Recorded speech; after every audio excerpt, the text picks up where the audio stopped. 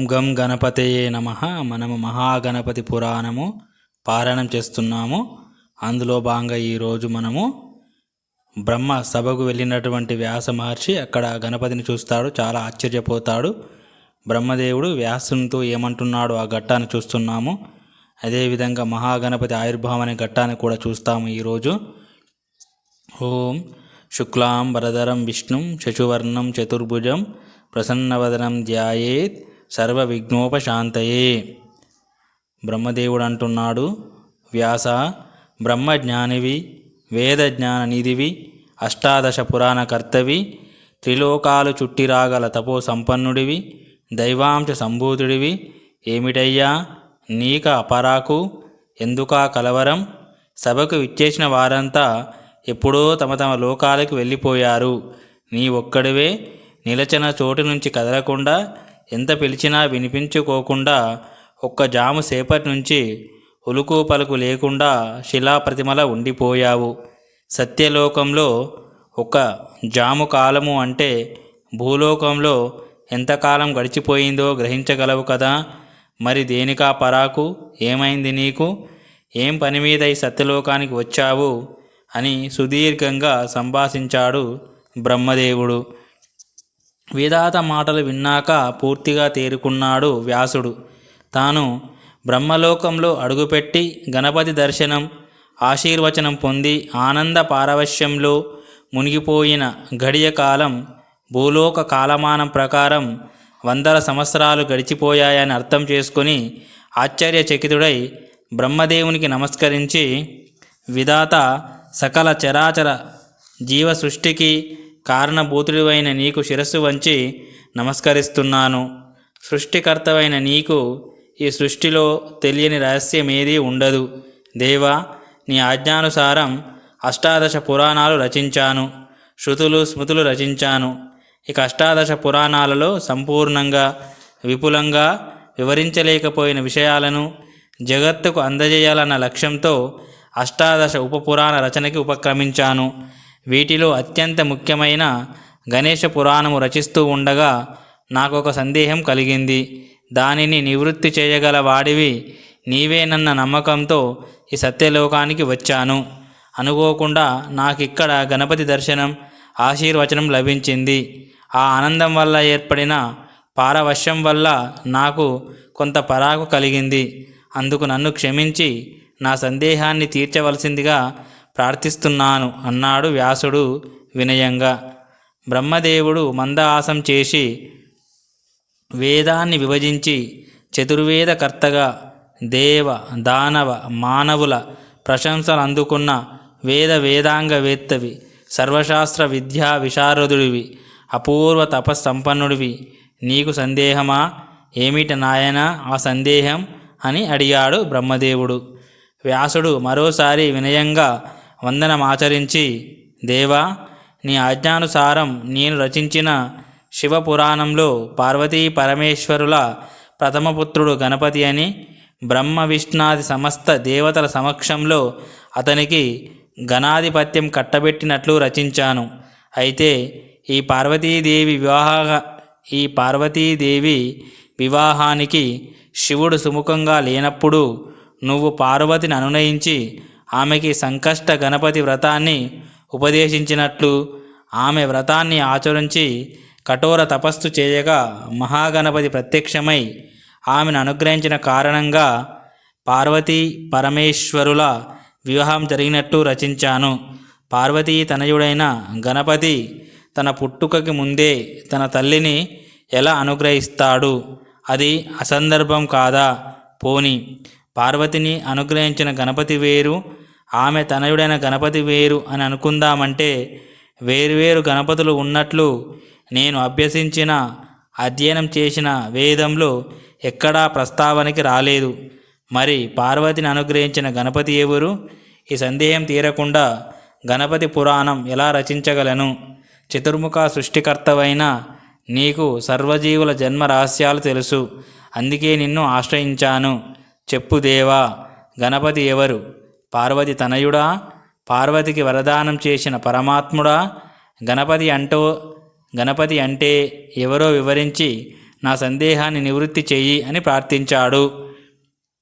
బ్రహ్మదేవుడు మందహాసం చేసి, నాయనా వేదవ్యాస, నీ ప్రశ్న చిన్నదే గాని దాని వెనుకనున్న దైవలీల వివరించడం చతుర్ముఖుడనైన నాకు కూడా అలవి కానిది. ఎవరు ఈ సృష్టికి పూర్వం నుంచి శాశ్వతంగా ఉన్నారో, మహాప్రళయం సంభవించి సృష్టి యావత్తు నశించినా ఎవరు నశించరో, ఆది అనాది అయిన నిర్వికార నిరాకార సచ్చిదానంద పరబ్రహ్మము తానైన వాడెవ్వడో ఆ మహితాత్ముడు మహాగణపతి లీలా విలాసాలు నాకే కాదు విష్ణు మహేశ్వరులకు కూడా పూర్తిగా తెలియవు. మా త్రిమూర్తులను, ఈ త్రిభువనాలను, అనంతకోటి బ్రహ్మాండాలను కేవలం సంకల్ప మాత్రం చేతిని సృష్టించి ఈ జగన్నాటకాన్ని ఆడిస్తున్న ఆ పరబ్రహ్మ యథార్థ సత్య స్వరూపాన్ని తెలుసుకోవడం, సంపూర్ణంగా వివరించడం అసాధ్యం అన్నాడు. ఆ సమాధానం విన్న వ్యాసుడు ఖిన్నుడవుతూ, అయితే నేను సంకల్పించిన గణేశ పురాణం అర్ధాంతరంగా ఆగిపోక తప్పదా? గణేశుని మూల స్వరూపాన్ని తెలుసుకోకుండా గణేశ పురాణం ఎలా రచించను? నా గ్రంథాన్ని పూర్తి చేసే మార్గమే లేదా అన్నాడు బాధగా. చతుర్ముఖుడు చిరునవ్వి నవ్వి, అలా నిరుత్సాహపడకు నాయనా, సంకల్పం మంచిదైతే దైవ సహాయం తప్పక తోడవుతుంది. గణేశ పురాణం రచించాలన్న సంకల్పం నీదైనా నీలో ఆ స్ఫూర్తిని, కోరికని కలిగించినవాడు ఆ గణపతే. తన పురాణ గాథా రచనకి నిన్ను ప్రేరేపించిన ఆ విఘ్నేశుడు నీకు తప్పక మార్గం చూపిస్తాడు, నీ సంశయాన్ని నివృత్తి చేస్తాడు. నీకు సమాధానం ఇవ్వగలిగిన వాడు కూడా గణేశుడొక్కడే. కనుక తపస్సు చేసి గణపతిని ప్రసన్నుని చేసుకో. తక్షణం హిమాలయాలకి వెళ్ళి తపోదీక్ష వహించు, నీకు శుభమవ్వాక అన్నాడు. ధన్యోస్మి బ్రహ్మదేవా, ధన్యోస్మి అంటూ వ్యాసుడు శిరసు వంచి నమస్కరించి, నీ ఉపదేశాన్ని శిరసావహిస్తాను. ఇప్పుడే హిమాలయాలకు వెళ్ళి అచటి బదరీ నారాయణం వద్ద తపస్సు ఆరంభిస్తాను. నాకు విజయం చేకూరేలా ఆశీర్వదించు అని ప్రార్థించాడు. మహాగణపతి అనుగ్రహ దర్శన ప్రాప్తిరస్తు అని ఆశీర్వదించాడు బ్రహ్మదేవుడు. వ్యాసుడు మరోసారి విధాతకి వందనమర్పించి హిమాలయాలకి ప్రయాణమయ్యాడు. బ్రహ్మదేవుడు ఉపదేశాన్ని అనుసరించి హిమాలయాల్లో ఉన్న బదరీ నారాయణం చేరుకున్నాడు వేదవ్యాసుడు. పవిత్ర గంగానదిలో స్నాన సంధ్యలాచరించి ఏకాంతం కోసం అనువైన ప్రదేశాన్ని నిర్ణయించుకొని సంకల్పం చెప్పుకొని బ్రహ్మదేవుడిని స్మరించాడు. మరుక్షణం చతుర్ముఖుడు అతని ముందు ప్రత్యక్షమై, ఏం నాయనా, దేనికి నన్ను స్మరించావు అని అడిగాడు. వ్యాసుడు చేతులు జోడించి, దేవా, గురూపదేశం లేనిదే ఏ కార్యము జయప్రదము కానేరదు. సృష్టికర్తలైన మీరే ఆచార్యస్థానం వహించి నాకు గణపతి మంత్రోపదేశం చేయండి అని ప్రార్థించాడు. బ్రహ్మదేవుడు సంతోషించి, నాయనా వ్యాస, సర్వ కామ్యార్థ సిద్ధిదాయకము, సర్వ శుభంకరము, మంగళప్రదమైన గణపతి మంత్రోపదేశాన్ని చేస్తాను.